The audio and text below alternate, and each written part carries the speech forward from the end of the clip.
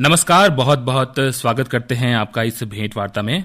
हम सभी जानते हैं कि 29 सितंबर को हम प्रतिवर्ष विश्व हृदय दिवस के रूप में मनाते हैं, वर्ल्ड हार्ट डे। सन 2000 से इसकी शुरुआत हुई और सितंबर माह के अंतिम रविवार को इसे मनाया जाता था। लेकिन वर्ष 2014 से ये प्रतिवर्ष एक दिन निश्चित कर दिया गया, 29 सितंबर। तब से ये लगातार 29 सितंबर को विश्व हृदय दिवस मनाया जाता है।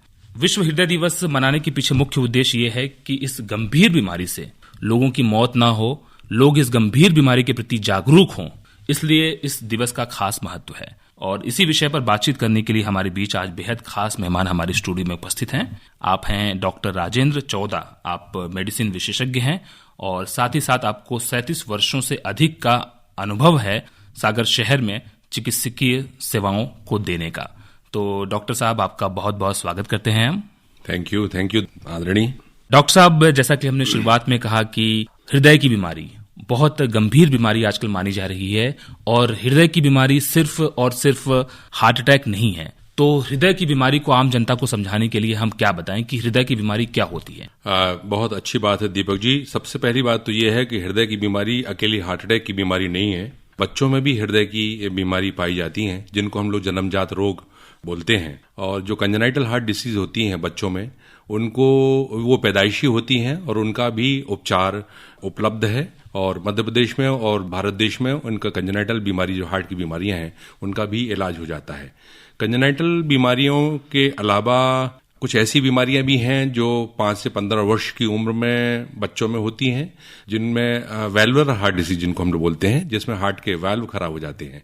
पहले बच्चों में गठुआ होता है। गठुआ की बीमारी को अगर मान लो अपन ने नजरअंदाज कर लिया तो ये गठुआ की बीमारी जो है हार्ट के वाल्व खराब कर देती है। ये दूसरी तरह की बीमारी होती है। तीसरी बीमारी हार्ट में ये है कि जिसको अपन मेनली हार्ट अटैक बोलते हैं, और इसको बेसिकली कोरोनरी आर्टरी डिसीज, जो हार्ट की नसें हैं उनमें जब खून का प्रवाह कम हो जाता है तब हार्ट अटैक हो जाता है। ये तीसरे तरह की बीमारी है। ऐसी अन्य बीमारियां भी हैं, जैसे कि हार्ट की जो मांसपेशियां हैं वो भी खराब हो जाती हैं। हार्ट की मांसपेशियां पतली पड़ जाती हैं, जिसमें हार्ट फैल जाता है, जिसको हम लोग डायलेटेड कार्डियोमायोपैथी बोलते हैं। साथ ही साथ में जो हार्ट की मांसपेशियां हैं उनमें कई बार मोटापा आ जाता है, जिनको हम लोग बोलते हैं कॉन्स्ट्रिक्टिव कार्डियोमायोपैथी, जिसमें हार्ट की मांसपेशियां मोटी पड़ जाती हैं। अंत में कुछ हार्ट के कैंसर होते हैं, गांठें होती हैं जो हार्ट के चैम्बर में हो जाती हैं। साथ ही साथ में हार्ट के ऊपर एक झिल्ली होती है, जिसको हम लोग बोलते हैं पेरिकार्डियम। इस झिल्ली में कई बार पानी भर जाता है और अपने यहाँ पे सबसे कॉमन जो कारण है झिल्ली में पानी भरने का, वो है टीबी की बीमारी। तो टीबी की बीमारी में भी हार्ट की झिल्ली में पानी भर जाता है और इन सब बीमारियों का इलाज भी है, इनकी जांचें भी हो जाती हैं और इनका इलाज पूर्ण रूपेण कंट्रोल कर सकते हैं बीमारियों को। जी, बहुत अच्छी बात है कि इन सारी बीमारियों का इलाज है और पूरी तरीके से इस पे काबू पाया जा सकता है। डॉक्टर साहब, खासकर हम जिस बिंदु के ऊपर चर्चा करना चाहेंगे, बहुत ज्वलंत विषय है। आपने भी हार्ट अटैक की बात की, हृदयाघात की बात की। हम अपने आसपास बहुत सारे ऐसे मामले हमें देखने को, सुनने को आते हैं। तो आपसे हम ये जानना चाहेंगे कि हृदयाघात, जिसे दिल का दौरा पड़ना कहते हैं, ये क्या है? दीपक जी, क्या है कि जो हार्ट की नसें होती हैं, इन नसों में खून का थक्का जमता है। उम्र के हिसाब से हार्ट की नसों में एथेरोस्क्लेरोसिस होता है, यानी कि हार्ट की नसों में प्लेक्स जमा होते हैं। और जब भी कोई स्ट्रेस होता है, कभी कोई ऐसा स्ट्रेन होता है, कभी ब्लड प्रेशर बढ़ा होता है, कभी डायबिटीज कंट्रोल नहीं होती है, तो ये जो प्लेक्स हैं ये फट जाते हैं और प्लेक्स फटने के बाद में इसके ऊपर खून का थक्का जम जाता है। और हार्ट की नसों में खून का थक्का जमने से जो हार्ट की मांसपेशियों में खून का प्रवाह है वो कम हो जाता है या कभी कभी खत्म हो जाता है। और ऐसी स्थिति में हार्ट की मांसपेशियां निर्जीव हो जाती हैं, डेथ हो जाती है उनकी, और इस अवस्था को हम लोग हार्ट अटैक बोलते हैं। यहाँ पर एक चीज और जानना चाहेंगे, क्योंकि हार्ट अटैक की जो बीमारी है वो सिर्फ अकेले हृदय से संबंधित ना होकर के, आपने डायबिटीज की बात की, आपने तनाव की बात की, ब्लड प्रेशर की बात की, हाई ब्लड प्रेशर, ये सब चीजें भी जिम्मेदार होती हैं। आमतौर पे हम हार्ट को ही सेहतमंद रखने की बात करते हैं, बाकी चीजों को हम इग्नोर करते हैं, भूल जाते हैं। आपका क्या कहना है इस पर? बहुत बढ़िया बात पूछी आपने। आप जो है आज जो है जड़ की बात की है आपने जी। लोग जनरली क्या होता है, जब किसी व्यक्ति को हार्ट की बीमारियां होती हैं तो लोग हार्ट की बीमारी का इलाज भी कराते हैं और उसके लिए बहुत जगह जगह जाते भी हैं और सब तरह की जांचें भी कराते हैं और इलाज भी करते हैं। मैं आपके मंच के माध्यम से इस बात को फिर से कहना चाहूंगा हमारे सभी श्रोताओं से कि कृपया आप कोशिश करिए कि आप ऐसे काम करें जिससे कि आपको हार्ट की बीमारी ना हो पाए, क्योंकि हार्ट के इलाज के साथ साथ हमें हार्ट की अटैक को बचाना भी है, और हार्ट अटैक को बचाने के लिए आपको बहुत सी चीजें हैं जिनको कंट्रोल करना आवश्यक है, और उनमें से जो मुख्य बात है वो है मोटापा। लोग मोटापे पर ध्यान नहीं देते हैं और बीमारियों के इलाज के लिए पीछे पड़े रहते हैं। हम डॉक्टरों का सोचना ये है कि हम पहले से अपने आप को फिट रखें और मोटापा को कंट्रोल रखें। हम अपने मोटापा को पता करने के लिए बीएमआई का टेस्ट हम लोग करते हैं। बीएमआई हमारी 18.5 से लेकर 25 के बीच में रहना चाहिए। आपकी अगर बीएमआई 25 के ऊपर है तो आप नियमित व्यायाम करें, आपके खान पान व्यवस्थित होना चाहिए, और आपके खान पान व्यवस्थित होने के साथ में आप पूरी भरसक कोशिश करिए कि आपका वजन जो है वो संतुलित रहे। ये तो हो गई एक बात। दूसरा ये है कि लोग ब्लड प्रेशर पर निगरानी नहीं करते हैं। विषय ये है कि ब्लड प्रेशर को जनरली क्या है कि लोग बिना इलाज के छोड़ देते हैं। कई बार शुरू में इलाज लेते हैं, डॉक्टर के कहने पे इलाज चालू होता है, और चूंकि ब्लड प्रेशर अगर लॉन्ग स्टैंडिंग होता है तो ब्लड प्रेशर में कई बार तकलीफ नहीं होती है। ब्लड प्रेशर में तकलीफ तब होती है जब कोई कॉम्प्लिकेशन हो जाता है। तो ब्लड प्रेशर की बीमारी या किसी व्यक्ति को है तो ब्लड प्रेशर को 130/80 या 140/85 तक रखना चाहिए। तो ब्लड प्रेशर की निगरानी रखना भी बहुत आवश्यक है। साथ ही साथ डायबिटीज विषय पर भी जो है आज चर्चा करने का विषय है, क्योंकि डायबिटीज एक ऐसी बीमारी है जिसमें हार्ट अटैक की संभावना बहुत ज्यादा होती है जी। और दूसरा ये भी है कि अगर डायबिटीज है तो कई बार हार्ट वाले पेशेंट्स को तकलीफ नहीं होती, दर्द नहीं होता, परेशानी नहीं होती, पता नहीं चलता। तो ये आपको डायबिटीज है तो आपको डायबिटीज को नियंत्रित रखना बहुत आवश्यक है। यानी कि मैंने आपको 3 मुद्दे की बात बताई। आपका वजन संतुलित रहे, आपका ब्लड प्रेशर नॉर्मल रहे, आपकी शुगर नॉर्मल रहे, और साथ ही साथ आपकी खान पान व्यवस्थित रहे, आप एक्सरसाइज करते रहें, आपकी दिनचर्या व्यवस्थित रहे, आप पौष्टिक आहार लेते रहें, तो आप बहुत हद तक बीमारियों से बच सकते हैं। डॉक्टर साहब, आपने पूरा सूत्र दे दिया हमारे श्रोताओं को, सुनने वालों को, कि वजन आपको नियंत्रण में रखना है, बीपी आपका कंट्रोल में होना चाहिए, और शुगर लेवल भी आपका कंट्रोल होना चाहिए, साथ ही साथ व्यवस्थित लाइफ स्टाइल आपकी होनी चाहिए। डॉक्टर साहब, आपने ये भी कहा कि ये बीमारियां कुछ ऐसी हैं, खासकर हार्ट अटैक, कई बार मरीज को होता है लेकिन पता नहीं चलता, उससे पहले कोई सिग्नल नहीं मिलता है, तकलीफ नहीं होती, अचानक से होता है, कोलैप्स होते हैं और मालूम चला कि जान उनकी चली गई। तो रोगी जो है, जो संभावित रोगी हो सकते हैं, वो अपने आप को किस तरह से व्यवहार करें कि डायग्नोसिस उनकी हो जाए हार्ट अटैक से पहले? जी, आपने इसमें जो है प्रिवेंशन की बात की है मेरे हिसाब से। बिल्कुल कि श्रोताओं को, हमारे समाज को इस बीमारी से बचना कैसे जी, लक्षण भी कुछ उनको मालूम है। हाँ जी, एक तो यह है कि लक्षण के मामले में केवल डायबिटीज एक ऐसी चीज है जहां कई बार लक्षण कम मिलते हैं। अदरवाइज हार्ट अटैक का जो पेशेंट है, जब हार्ट अटैक की बीमारी होती है तो लोगों को लक्षण तो आते हैं, और लक्षण आने में यह है कि लोगों को सीने में दर्द होता है। सीने में मतलब कहना चाहिए सेंट्रल पॉइंट पर पेन होगा, जब एक्सर्शन करेंगे तब पेन होगा। कई बार क्या होता है कि सामान्य चलते फिरते पेशेंट को, व्यक्ति को सीने में दर्द नहीं होता है, बट जब मेहनत करते हैं, घाटी चढ़ते हैं, एक्सरसाइज करते हैं, तो उनको सीने में दर्द होता है। और कई बार हम लोग ये भी देखते हैं कि कई बार दर्द ना होके केवल सीने में जलन होती है, जिसको हम लोग एक्सर्शनल चेस्ट बर्निंग बोलते हैं। यानी कई केसेस हमारे पास है, ऑफ द रिकॉर्ड है, हम नाम नहीं लेना चाहेंगे, जिनको सीने में दर्द नहीं हुआ, बट उनको एक्सरसाइज करने से, उनको घाटी चढ़ने से सीने में बर्निंग हुई। और ऐसा जब किसी व्यक्ति को होता है तो हमें आगे के टेस्ट कराने की बहुत आवश्यकता है। और टेस्ट में ये भी मैं बतला दूं कि ऐसे समय में कई बार ईसीजी जो है वो नॉर्मल आता है। क्योंकि ईसीजी नॉर्मल इसलिए आता है क्योंकि सामान्य स्थिति में मरीज को सीने में दर्द ही नहीं है। तो ऐसी स्थिति में हम लोगों को ट्रेडमिल टेस्ट कराना पड़ता है या स्ट्रेस टेस्ट कराना पड़ता है।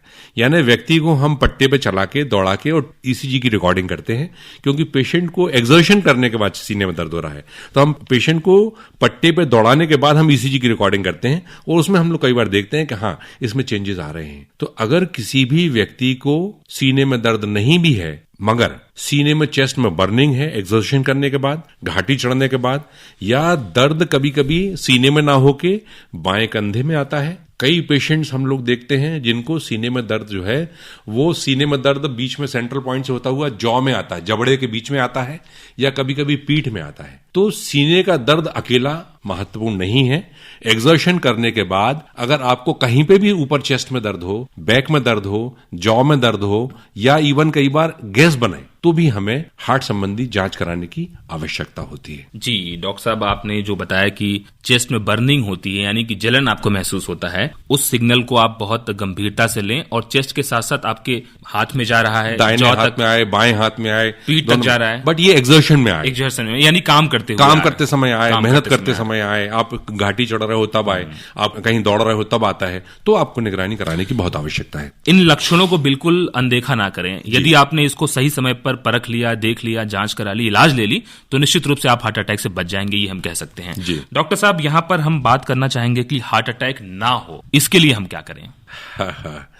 हार्ट अटैक ना हो इसके लिए हमें अपने आप को देखना, अपने स्वास्थ्य को देखना बहुत आवश्यक है। हम अपनी फिटनेस पर बहुत ध्यान रखें जी। आपकी फिटनेस में यह है कि अगर हम आपको सुबह की दिनचर्या से हम अगर शुरू करते हैं, तो ऐसा कहते हैं कि सुबह की अर्ली मॉर्निंग वॉक ये बहुत इंपॉर्टेंट है। को 30 मिनट प्रतिदिन, यानी कि लगभग 150 मिनट प्रति हफ्ते आपका मॉर्निंग वॉक, ब्रिस्क वॉक होना आवश्यक है। केवल ऐसे लोग जिनकी शुगर बहुत डाउन होती है, 60 से नीचे है, या ऐसे व्यक्ति जिनको 400-500 के ऊपर शुगर हो, उनको थोड़ा सा वॉक करते समय सावधानी बरतना चाहिए, पहले अपने डॉक्टर की सलाह लेना चाहिए। एक्सरसाइज के साथ ही साथ में आपका जो डाइटरी हैबिट्स हैं, वो खान पान जो है वो आपका बहुत व्यवस्थित होना आवश्यक है। हम खाने पर ध्यान नहीं देते हैं। हम लोग, सभी लोग, मतलब खाने की जो दिनचर्या है, बहुत ज्यादा खाना खाते हैं, बहुत ज्यादा चपाती खाते हैं, लेट नाइट भी खाते हैं, फास्ट फूड खाते हैं, जंक फूड खाते हैं, थोड़ा तले हुए पदार्थ का सेवन करने की प्रक्रिया अपने यहाँ बुंदेलखंड में बहुत ज्यादा है।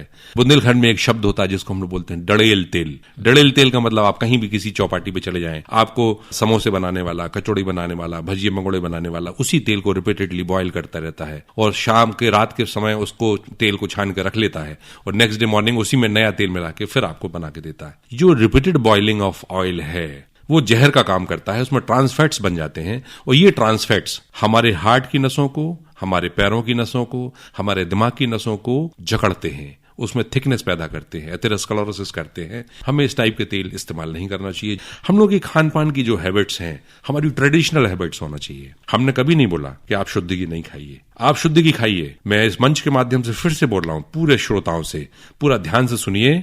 हार्ट अटैक के पेशेंट में शुद्ध घी नहीं खाना ये कहीं नहीं लिखा। आप शुद्ध घी खा सकते हैं। शुद्ध घी कैसा खा सकते हैं? आप घर में शुद्ध घी बनाइए, गाय का शुद्ध घी खाइए, और शुद्ध घी को जैसे ट्रेडिशनल तरीके से लोग खाते थे, दाल चावल में डाल के खाते थे, रोटी पे लगा के खाते थे। ये फायदा इसलिए करता है क्योंकि आपका जो शरीर में जो अच्छा वाला कोलेस्ट्रॉल है उसको इंप्रूव करने के लिए, उसको बढ़ाने के लिए गाय का शुद्ध घी, नैनू जो है, ये फायदा होता है, इससे एचडीएल का लेवल बढ़ता है। जी डॉक्टर साहब, आपने यहाँ पर ट्रांसफैट की बात की, आपने वसा की बात की, आपने एचडीएल एलडीएल की बात की। तो जांच में कई बार होता है कि लोग वार्षिक जांच कराते हैं अपनी, तो उसमें कई बार ऐसा होता है कि एचडीएल एलडीएल लेवल जो होना चाहिए वो नहीं होता है। ट्राइग्लिसराइड्स का भी जो लेवल होता है वो बढ़ा हुआ होता है। तो टीएमटी और ईसीजी से पहले वाली अवस्था ये, अगर इसमें आपको गलत, यानी कि एक अलार्मिंग सिग्नल मिलता है आपको कि ये सही नहीं जा रहा है जी, तो इस अवस्था में आदमी को क्या करना चाहिए, और ये कितना अलार्मिंग? सबसे पहले तो हम अवस्था की बात करेंगे, हम आपके लेवल की बात करेंगे, क्योंकि ब्लड प्रेशर के लेवल मैंने आपको बताया है। शुगर का लेवल की मैं बात करूंगा। खाली पेट में शुगर की मात्रा 65 से लेके 110 तक होना चाहिए,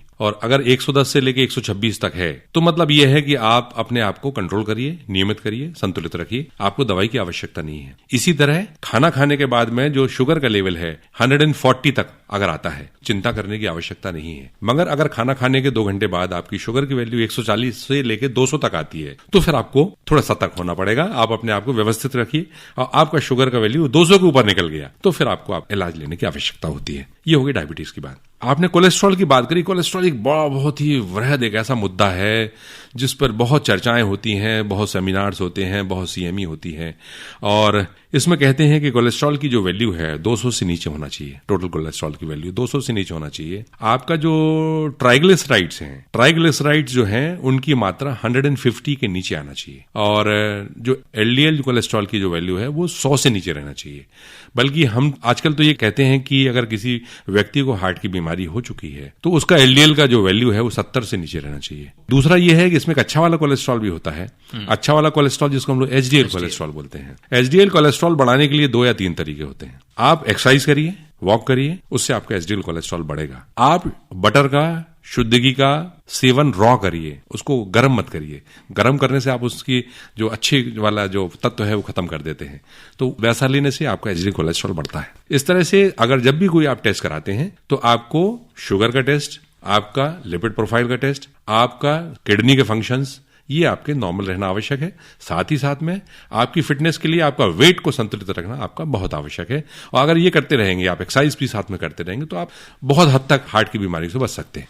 यहाँ पर बस आखिरी में आपसे हम चलते चलते जानना चाहेंगे कि अगर हार्ट अटैक हो गया, वैसे समय में फर्स्ट एड यानी प्राथमिक चिकित्सा क्या होना चाहिए, और संभावित हार्ट के जो पेशेंट हैं उनके पास ऐसी कौन सी दवाइयां होनी चाहिए जो होनी ही चाहिए? जी। मैं अपने इंडियन मेडिकल एसोसिएशन के मंच के माध्यम से लगभग 15 वर्षों से सभी डॉक्टरों से विनय करता हूं। हम अपने पेरिफेरी के डॉक्टर से भी विनय कर चुके हैं। इवन हमारे जो पेशेंट्स हैं उनको भी हम इस विषय में बता चुके हैं कि कोई भी व्यक्ति अगर डायबिटीज वाला है, ब्लड प्रेशर की बीमारी वाला है, मोटा है, उसका ईसीजी नॉर्मल आ रहा है, मगर मेहनत करने के बाद में अगर चेस्ट में बर्निंग होती है तो सबसे पहले तो आप इन्वेस्टिगेशंस कराइए। ये हो गई प्रिवेंशन की बात। अगर किसी व्यक्ति को हार्ट अटैक हो जाता है तो हार्ट अटैक होने के पश्चात कुछ ऐसी दवाइयां होती हैं जिनको लेने से आपकी हार्ट के कारण होने वाली जो मृत्यु दर है, जिसको हम लोग बोलते हैं मोर्टेलिटी, इसको हम काफी हद तक कम कर सकते हैं। अभी बीच में हमने काफी हादसे सुने और देखे हैं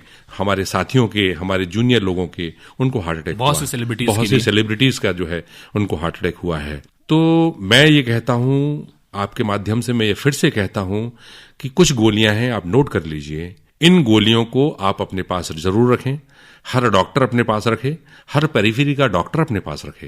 कि एस्प्रिन की गोली, अगर हार्ट अटैक किसी व्यक्ति को आपको संभावना लगती है कि इसको हार्ट अटैक हुआ है, तो एस्प्रिन की गोली 325 मिलीग्राम की, क्लोपिड्रोगिल की गोली 300 मिलीग्राम की, एटोर्वास्टैटिन 40 मिलीग्राम या 80 मिलीग्राम की, और अगर पेशेंट को सीने में दर्द हो रहा है तो सॉर्बिट्रेट की गोली। सॉर्बिट्रेट की गोली केवल तब नहीं लेना जब ब्लड प्रेशर आपका 90 मिलीमीटर सिस्टोलिक से कम हो। अगर आपका ब्लड प्रेशर 100 के ऊपर है या 110 के ऊपर है तो आप सॉर्बिट्रेट की गोली भी ले सकते हैं। सॉर्बिट्रेट की गोली से आपके हार्ट अटैक से होने वाले दर्द में तुरंत आराम मिल जाएगा। और अगर आप एस्प्रिन की गोली, क्लोपिड्रोगिल की गोली और एटोर्वास्टैटिन की गोली ले लेते हैं और लेने के पश्चात अगर आप हॉस्पिटल में जाते हैं तो मान के चलिए आप अपने आप को बहुत अच्छे तरीके से सेफगार्ड करते हैं। कई केसेस हम लोगों ने देखे हैं जिनको हमने बिना ईसीजी के केवल सिम्टम्स के माध्यम से हमने उनको ये गोलियां तुरंत पहले खिला दी, बाद में हॉस्पिटल उनको भिजवाया। ऐसे हमारे हाथ से कई हुए हैं। इनको हमने ये इमरजेंसी चारों ड्रग्स दिए हैं और देने के बाद जब ईसीजी कराया है हॉस्पिटल पहुंचने के बाद उनको हार्ट अटैक हुआ और वो सभी बचे, सुरक्षित रहे और उनको समय पे इलाज मिलने से आज वो जीवित हैं और अच्छे, वो धन्यवाद भी प्रेषित करते हैं। जी डॉक्टर साहब, यानी कि ये 4 दवाइयां बहुत ही लाभकारी हैं हार्ट अटैक के केस में।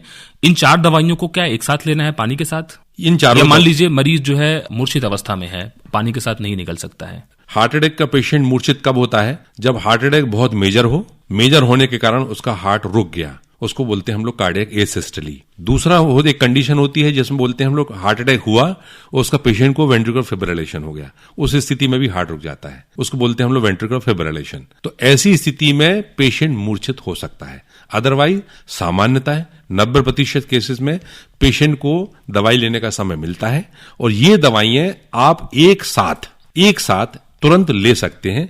मैं फिर आपसे रिक्वेस्ट करूंगा, सभी मेडिकल स्टोर वालों से रिक्वेस्ट करूंगा कि ये चारों दवाइयां अपने मेडिकल स्टोर में पाउच बना के सब इमरजेंसी में रखें। इन दवाइयों का नाम डॉक्टर साहब एक बार आप और रिपीट कर दीजिए, कितनी मात्रा में लेना है? एस्प्रिन की गोली 325 मिलीग्राम, क्लोपिड्रोगिल की गोली 300 मिलीग्राम, एटोर्वास्टैटिन की गोली 40 मिलीग्राम या 80 मिलीग्राम डिपेंडिंग वेट कितना है, और अगर पेशेंट को पेन हो रहा है तो सॉर्बिट्रेट की गोली। ये चारों गोलियों का पैकेट शहर के हर मेडिकल स्टोर, गांव के हर मेडिकल स्टोर पर उपलब्ध होना चाहिए, जिसको हम लोग इमरजेंसी ड्रग्स बोलते हैं। जी, ये हार्ट अटैक के लिए इमरजेंसी ड्रग्स हैं और डॉक्टर साहब लगातार 15 वर्षों से ज्यादा समय से इन दवाइयों के बारे में अलग अलग मंचों से बता रहे हैं ताकि हार्ट अटैक से जो मौत के मामले हैं वो ना हो। बहुत अच्छी बात है डॉक्टर साहब। बस एक चंद टिप्पणी आपसे जानना चाहेंगे कि आजकल बहुत काम करते हुए लोगों को हम मंच पे परफॉर्म करते हुए बहुत सारे ऐसे वीडियोस सोशल मीडिया पे आ रहे हैं, जिम करते हुए बहुत यंग एज के, बहुत कम उम्र के लोग जो है हार्ट अटैक के शिकार हो जा रहे हैं, कोलैप्स हो जा रहे हैं। इसके पीछे वजह क्या है? हाँ, 2-3 केस देखे, 2-3 केस सुनने में भी आए हैं जी। मुझे लगता है कि जिम में एक्सरसाइज करने के पहले आप अपने फैमिली फिजिशियन से जरूर मिलें। अगर आपका ब्लड प्रेशर बहुत ज्यादा है तो आपको जिम वर्जित है। आपको जिम नहीं करना चाहिए। आप पहला अपने ब्लड प्रेशर को कंट्रोल करो, बाद में जिम करना चाहिए। आप पहले अपने आप को चेक कराइए कि हाँ ठीक है, आप इतना वेट ले सकते हैं, इतनी एक्सरसाइज कर सकते हैं।